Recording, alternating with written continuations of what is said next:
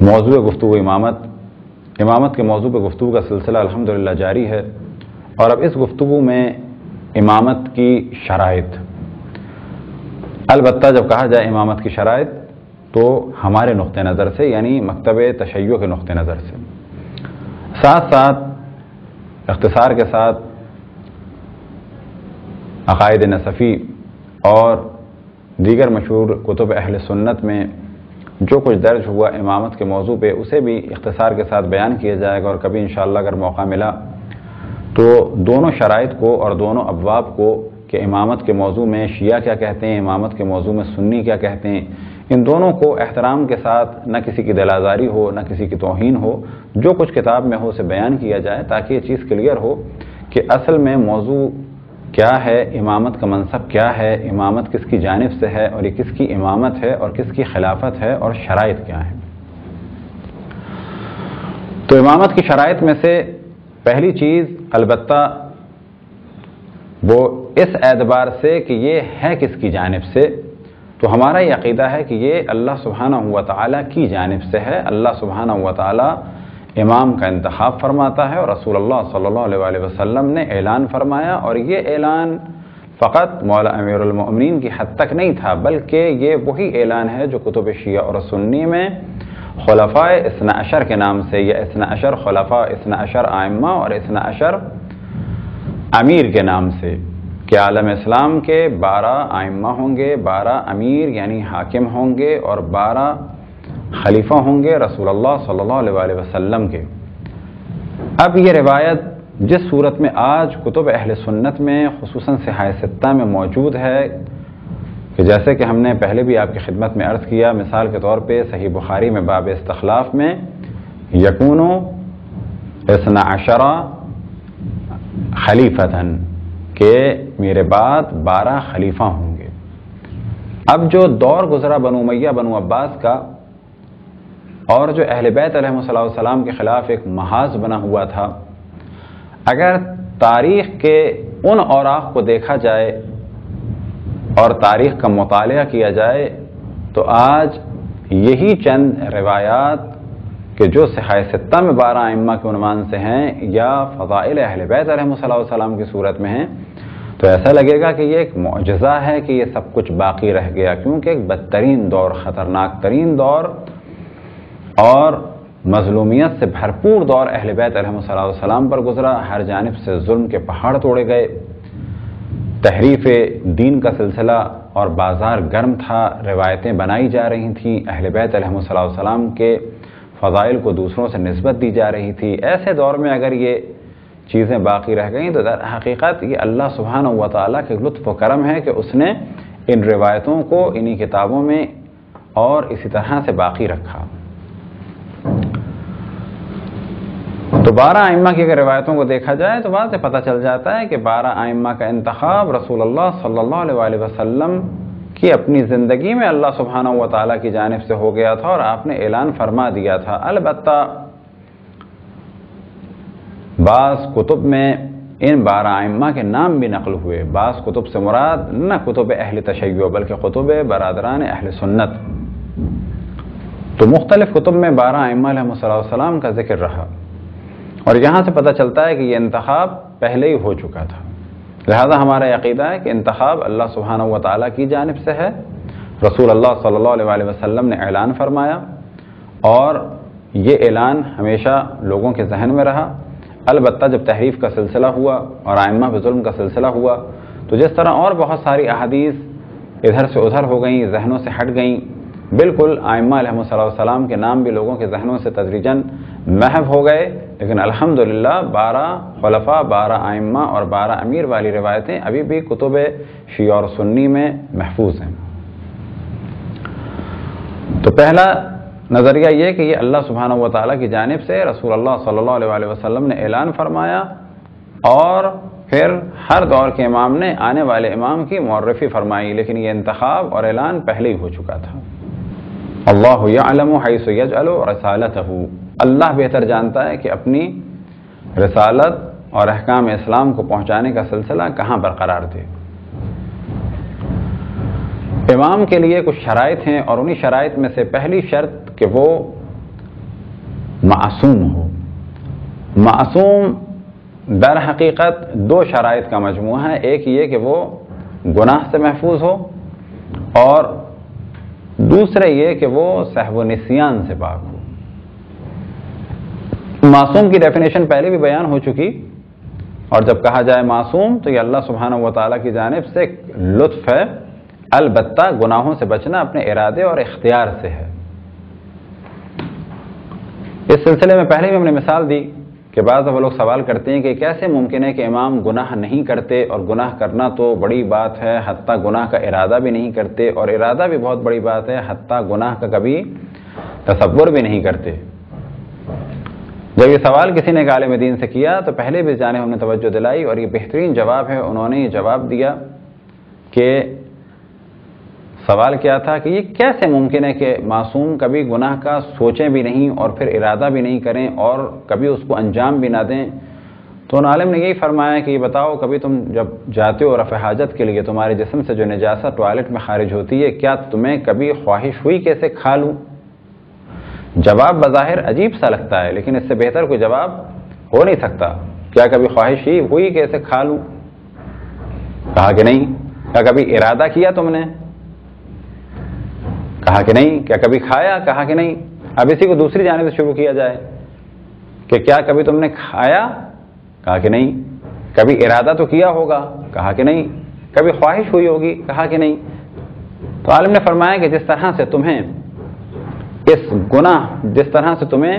اس گندگی اور اس نجاست کی خباثت کا علم ہے، اس سے کہیں زیادہ ایک معصوم کو اللہ سبحانہ و تعالیٰ کی معرفت ہے اور اللہ سبحانہ و تعالیٰ کی مخالفت سے نفرت ہے اور مخالفت کی قباحت اور نجاست کا علم ہے. بس معلوم ہوا کہ معصوم ہر طرح کے گناہ سے اور حرام سے محفوظ ہے. قسمت کا ایک مرحلہ. دوسرا مرحلہ سہو و نسیان سے پاک. وجہ کیا ہے کہ اگر وہ گناہ کریں تو پھر لوگوں کے لیے آئیڈیل نہیں ہو سکتے. اب اگر وہ سہو و نسیان ہو تو پتہ چلا کبھی بھولے سے کچھ کہہ گئے، حرام کو حلال کر گئے یا حلال کو حرام کر گئے، تو کہا جائے گا سہو و نسیان بھی نہیں. اپنے زمانے میں سب سے زیادہ علم رکھتے ہوں. اب اس سے پہلے دوسری شرط کو بیان کیا جائے تو ہمارا عقیدہ کیا ہے کہ امام معصوم ہو. عقائد نصفی میں اس شرط کا بہت ہی واضح انکار کیا جاتا ہے اور کہا جاتا ہے کہ معصوم ہونا شرط نہیں ہے امام یا خلیفہ کے لیے، بلکہ بہت کھلے الفاظ میں تصریح کرتے ہیں جناب سعد الدین تفتازانی. اور یہ کتاب تقریباً پورے پاکستان میں، انڈیا میں ہر جگہ دستیاب ہے. امامت کے چیپٹر میں کوئی بھی اسے ملاحظہ کر سکتا ہے کہ وہ فرماتے ہیں کہ عصمت شرط نہیں ہے، بلکہ اس کے بعد کھل کے کہتے ہیں لا ينعزل الامام بالفسق والجور، کہ امام فاسق ہونے کی وجہ سے اور بندگان خدا پر ظلم کی وجہ سے اپنے منصب سے معزول نہیں ہوگا. اور پھر ساتھ میں فرماتے ہیں کہ ہم نے اپنے بزرگان کو یہی دیکھا ہے کہ انہوں نے خلفائے راشدین کے بعد فاسق بادشاہوں کی اطاعت کی اور ظالم بادشاہوں کی اطاعت کی، اور انہی کو امام مانا اور ان کی اجازت سے نماز پڑھی، انہی کی اجازت سے جمعہ قائم کیا، انہی کی اجازت سے جمعے کی نماز قائم کی، اور انہی کی اجازت سے عیدین کی نماز یعنی 2 عیدوں کی نماز، عید الفطر اور عید الاضحیٰ کی نماز قائم کی. اور ہمارے بزرگ ان بادشاہوں فاسق فاجر بادشاہوں کو کہ جن کو خلیفہ کا لقب دیا گیا بنو امیہ بنو عباس کے، ان کے خلاف کسی بھی قسم کے اقدام کو حرام قرار دیتے تھے.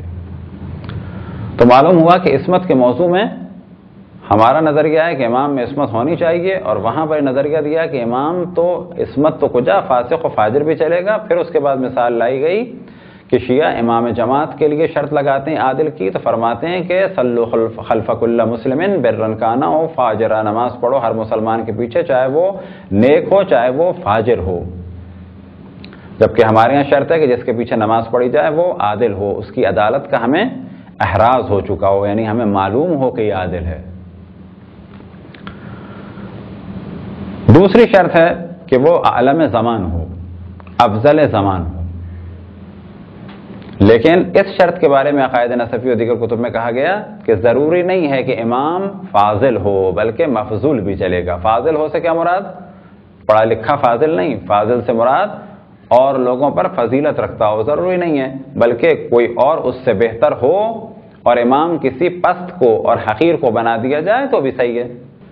یہ در حقیقت تمام نظریات بادشاہوں کے دفاع کے لیے تھے، جو انگلیاں اٹھ رہی تھیں، جو اعتراضات ہو رہے تھے، ان اعتراضات کو ختم کرنے کے لیے تھے۔ ہمارا عقیدہ ہے کہ امام افضل زمان ہو اور اعلم زمان ہو، یعنی اپنے زمانے میں سب سے زیادہ علم رکھتا ہو اور ہر وہ چیز جس کی ضرورت مسلمانوں کو ہے وہ ان کا جواب دے سکتا ہو۔ تمام اخلاق حسنہ اس میں پائے جاتے ہوں، جیسا کہ ہم نے آیت تطہیر میں بیان کیا کہ اہل بیت علیہم السلام نجاست ظاہری اور باطنی سے پاک ہیں۔ نجاست ظاہری سے مراد یہی ظاہری نجاست اور نجاست باطنی سے مراد شرک، کفر، الحاد، بغض، حسد اور نفسانی عیوب۔ بس امام اخلاق حسنہ سے متصف ہوں، اخلاق ظاہری بھی بہترین ہو اور اخلاق باطنی بھی بہترین ہو۔ جسمانی اعتبار سے عیب نہ ہو، شکل صورت خراب نہ ہو، نفرت والی کوئی بیماری نہ ہو، حسب و نسب پاک اور صاف ہو، کیونکہ ایک ایسا شخص کہ جس کا حسب نسب صحیح نہ ہو وہ لوگوں کی ہدایت نہیں کر پائے گا۔ لہذا نماز جماعت کے لیے اور قاضی کے لیے بھی شرط ہے کہ وہ حلال زادہ ہو۔ بطور اولا امام جماعت کے لیے جب یہ شرط ہے اور قاضی کے لیے اور مجتہد کے لیے جب یہ شرط ہے تو ایک امام معصوم کے لیے تو قطعاً یہ ضروری چیز ہے، اس کے بغیر یہ چیز یعنی امامت ثابت نہیں ہو سکتی۔ جتنے بھی علوم اور کمالات ہیں یہ اللہ سبحانہ و تعالیٰ کی جانب سے ہوں یا رسول اللہ صلی اللہ علیہ وسلم کی جانب سے ہوں، کہ بالآخر رسول اللہ کے پاس بھی ہے جو کچھ وہ اللہ کی جانب سے ہے۔ لہذا ہمارا یہ عقیدہ ہے کہ امام کو بہت سارے علوم منتقل ہوتے ہیں رسول اللہ صلی اللہ علیہ وسلم کی جانب سے، اور پھر یہ امام جب دنیا سے جائیں گے مثال کے طور پہ رسول اللہ صلی اللہ علیہ وسلم کے پاس جو کچھ ہے وہ کس کے ذریعے سے؟ وہ اللہ سبحانہ و تعالیٰ کے ذریعے سے۔ اور جب رسول اللہ صلی اللہ علیہ وسلم دنیا سے جائیں گے تو بعض علوم کے جو امام کے لیے ضروری ہیں وہ منتقل ہوں گے رسول اللہ صلی اللہ علیہ وسلم کے ذریعے سے مولا امیر المؤمنین تک، اور پھر مولا امیر المؤمنین امام مولا امیر سے لے کے امام حسن، پھر امام حسن سے امام حسین تک منتقل ہوں گے۔ یہ منتقل ہونے کا طریقہ کیا ہے یہ خدا بہتر جانے۔ اگر کوئی سوال کرے کیسے منتقل ہوتا ہے ہم جواب دیں گے بالکل ویسے جیسے جناب جبرائیل منتقل فرماتے ہیں۔ اللہ نے کیسے دیا جناب جبرائیل کو ہمیں نہیں معلوم، جناب جبرائیل نے کیسے پہنچایا رسول اللہ تک ہمیں نہیں معلوم، اتنا معلوم ہے کہ اللہ نے جناب جبرائیل تک، جناب جبرائیل نے رسول اللہ تک، رسول اللہ نے مولا علی تک، مولا علی نے امام حسن اور امام حسن نے امام حسین اور یہاں تک کہ امام زمان علیہ السلام تک یہ علوم پہنچے۔ کیفیات کیا ہیں اس کی جانب ہم نے پہلے بھی توجہ دلائی کہ کیفیات کو انسان اس دنیا میں ہر کیفیت کو نہیں سمجھ سکتا، حتیٰ بعض ایسی کیفیات ہیں کہ جن کے لیے خاص عمر کی ضرورت ہے اور اس دنیا میں نہیں سمجھ سکتا، اور بعض وہ چیزیں کہ جس کا تعلق قبر یا برزخ یا محشر سے ہے اسے بھی ہم نہیں سمجھ سکتے، جنت و جہنم کو بھی اس دنیا میں رہتے ہوئے نہیں سمجھ سکتے، فقط اتنا ذکر کر سکتے ہیں کہ جنت ہے اور جنت کی نعمتیں ہیں۔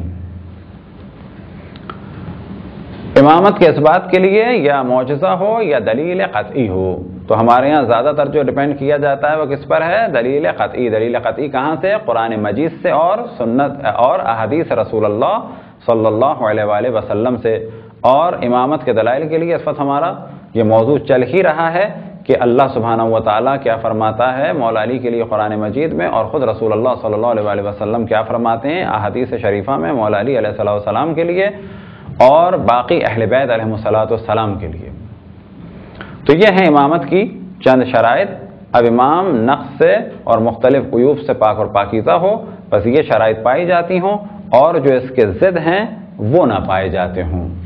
بس امام کا منصب اللہ کی جانب سے کچھ شرائط بھی ہیں، اور اگلا مرحلہ آئے گا کہ امام کی ذمہ داریاں کیا ہیں، کیا امام کا کام فقط اس دنیا کی حد تک ہے حرام و حلال بتانا، یا اس سے ہٹ کر بھی ہے؟ انشاءاللہ وہ اگلی نشست میں بیان ہوگا۔ وصلی اللہ علی محمد و آلہ الطاہرین۔